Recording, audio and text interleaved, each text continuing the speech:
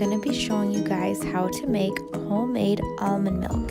You're going to want to start with your filtered water. I filtered mine beforehand because my filter takes a while. And your soaked almonds. You're going to want to soak them overnight. So this is the next morning and my almonds are already soaked. And the water does look a little cloudy, but that's totally normal.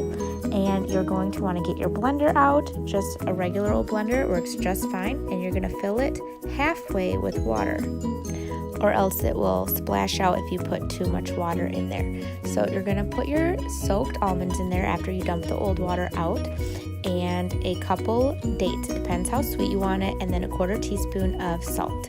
So you're going to just take the pits out of the date, add the water.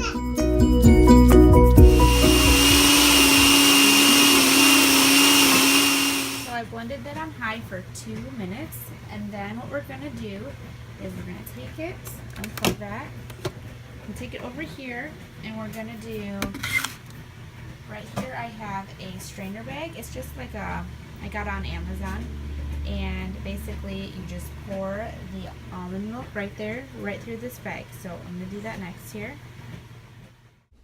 Next, you're going to pour all the almonds milk right through this mesh bag here, and you're going to not pour too much because it will leak over the top of it if you put too much. I've made that mistake before. So anyway, just pour it right through the bag about half full, and then begin to squeeze it, or what they call knead it. So just gently squeeze it, and it will strain out the almond pulp.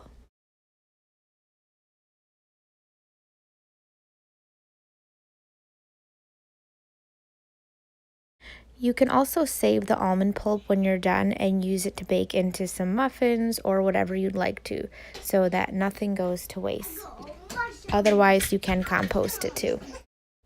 Then once you're done squeezing out the milk, add it to your half-gallon mason jars that already have the filtered water in it.